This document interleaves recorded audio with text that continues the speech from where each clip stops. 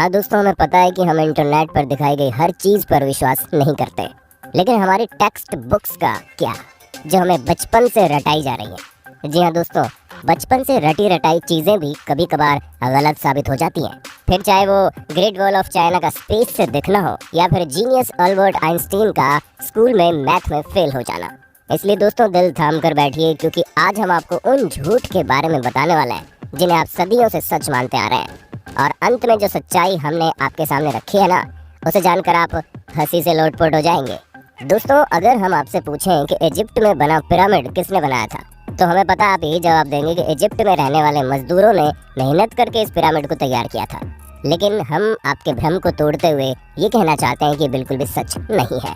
असल में इस पिरामिड को बनाने वाले ज़्यादातर लोग मजदूर थे ही नहीं।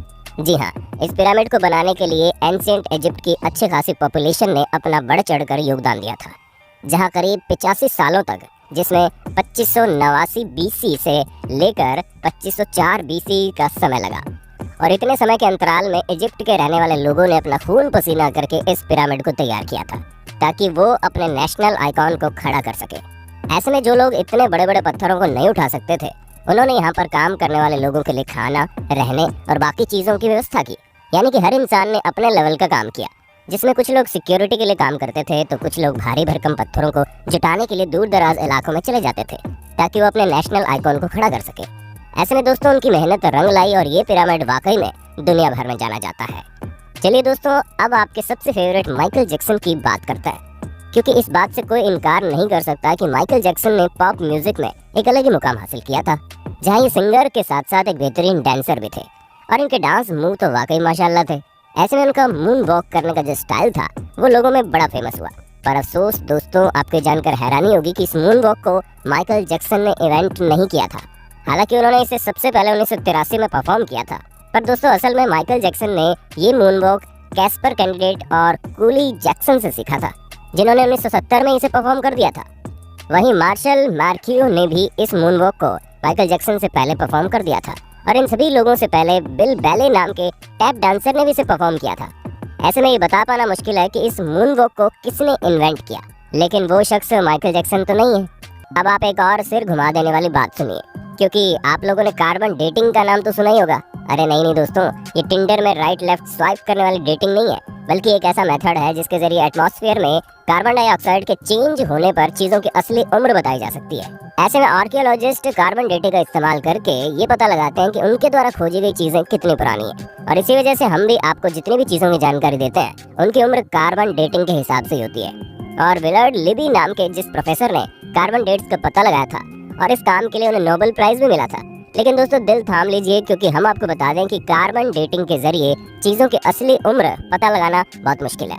और ऐसा इसलिए क्योंकि हर जगह का एटमॉस्फेयर अलग अलग तरीके से चेंज होता है। हालांकि कुछ हद तक चीज़ें सही जा सकती है, लेकिन अब आप खुद सोचिए कि दो प्लांट हो, जिनमें से एक अमेरिका में हो और एक ग्रीनलैंड में, तो जाहिर सी बात है कि टेम्परेचर इफेक्ट की वजह से दोनों की ग्रोथ में काफ़ी डिफरेंस आएगा। इसी तरह से कार्बन डेटिंग का भी हिसाब किताब है। अब चलिए दोस्तों, आपको एक और मिथ बस्टर स्टोरी सुनाते हैं, जो किसी और की नहीं बल्कि लॉक नेस मॉन्स्टर की फेक फोटो स्टोरी है।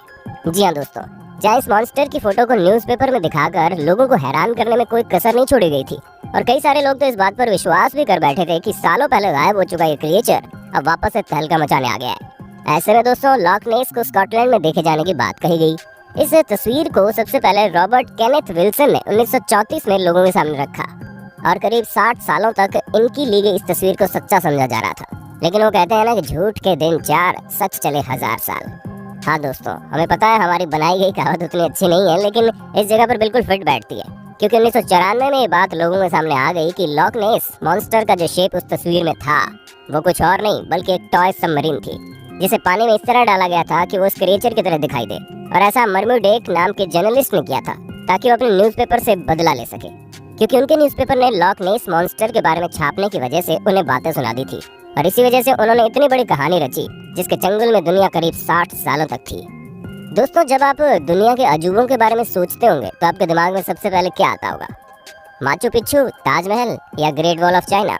लेकिन बाकी सबका तो ठीक है, लेकिन ग्रेट वॉल ऑफ चाइना के बारे में हम आपको बता दें, ये इतना भी ग्रेट नहीं है कि स्पेस से दिखने लग जाए। जी हाँ दोस्तों, क्योंकि सच्चाई तो ये है कि ये इतना बड़ा भी नहीं है कि इसे हमारे एटमॉस्फेयर के बाहर किसी भी जगह से देखा जा सके। फिर चाहे वो मून ही क्यों ना हो जो हमारे सबसे करीब है। और ये हम अपने मन से नहीं कह रहे, बल्कि खुद नासा ने इस बात को साबित किया है। हालांकि भले ही 21,196 किलोमीटर लंबी हो, लेकिन अगर हम इसकी चौड़ाई की बात करें तो ये बॉटम से मात्र 20 फुट चौड़ी है और टॉप से केवल 16 फुट चौड़ी है। हम आपको बता दें कि ये अफवाह 1754 के आसपास शुरू हुई। ऐसे में ये चीज़ हमारे चांद पर पहुंचने और स्पेस में सैटेलाइट पहुंचाने से बहुत पहले की बात है। तो ये सिवाय अफवाह के और कुछ नहीं है। अब भले ही हर साल यहाँ पर करोड़ों की संख्या में लोग आते हो, लेकिन अफसोस वो चाइना की जिस दीवार पर खड़े होते हैं वो स्पेस से तो नहीं दिखती। चलिए दोस्तों, चाइना से आप हमें ये बता दो कि दुनिया भर में तहलका मचाने वाला कोरोना वायरस चाइना की किस जगह पर सबसे पहले फैला था? हमें पता है आपको जवाब पता होगा, इसलिए कमेंट बॉक्स में एक भी इंसान का जवाब छूटना नहीं चाहिए। वैसे दोस्तों, जब कभी भी आप वाइकिंग्स के बारे में सोचते होंगे तो आपके दिमाग में सबसे पहले चीज क्या आती होगी? हमें पता है ज्यादातर लोगों को बड़े से जहाज का साइज और सींग निकले हुए हेलमेट याद आते होंगे, पर हम आपको बता दें ये दोनों ही चीजें झूठी हैं, जो कि हमारी मेन स्ट्रीम मीडिया द्वारा हमारे दिमाग में डाली गई। असल में कई सारे हिस्टोरियंस को वाइकिंग्स के समय के टूल्स मिले हैं, जिनमें से एक भी हेलमेट ऐसा नहीं मिला जिसमें सींग लगे हों। हालांकि ये माना जा सकता है कि वो लोग लड़ते टाइम खुद को बचाने के लिए हेलमेट का यूज करते होंगे, लेकिन इसका मतलब ये नहीं है कि उनके हेलमेट में ही डायरेक्ट सींग लगे हों। दोस्तों, ये जो अफवाह है ये तब से फैलनी शुरू हुई जब गुस्ताव मालस्ट्रोम नाम के आर्टिस्ट ने अपने आर्ट में वाइकिंग्स के हेलमेट में सींग लगा दिए, और तभी से लोग ये समझने लगे कि उनके हेलमेट में सींग होते थे, जबकि ऐसा कुछ भी नहीं है।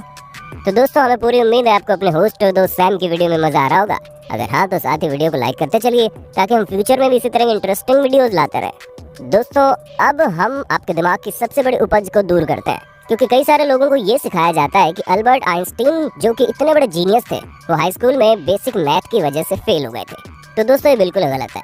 जी हाँ, ऐसा कुछ भी नहीं है, बल्कि आइंस्टीन तो उल्टा मैथ के जीनियस थे, जहाँ मात्र 15 साल की उम्र में उन्होंने मैथ में अपनी बहुत अच्छी पकड़ बना ली थी। अब दोस्तों, जाहिर सी बात है, जो शख्स फिजिक्स की दुनिया में इतनी बड़ी उपलब्धियां पाया हो, उसे बेसिक मैथ ना आती हो, वो भी हाई स्कूल के समय में, ये चीज थोड़ी सी खटकती है। पर हमें तो बुरा उन लोगों के लिए लगता है जो ये सोचते हैं कि उन्हें मैथ नहीं आएगी, फिर भी वो साइंटिस्ट बन जाएंगे।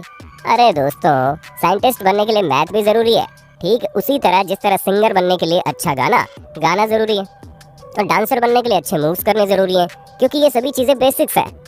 दोस्तों, हमें पता है आपको इस बारे में कुछ भी पता नहीं होगा, लेकिन हम आपको बता दें कि 19वीं सदी के मध्य में अमेरिका में एक बहुत बड़ी अफवाह चली थी, जहां पर सिगरेट बेचने वाली कंपनियां एडवर्टीजमेंट में कहती थीं कि सिगरेट सेहत के लिए अच्छी होती है।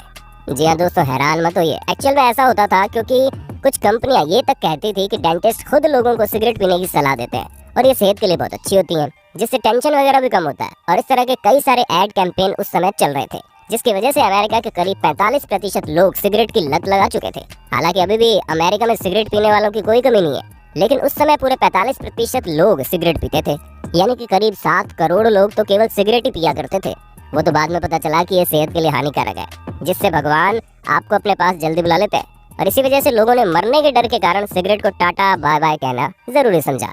पर शायद अभी भी कुछ लोग इस बात को नहीं समझते।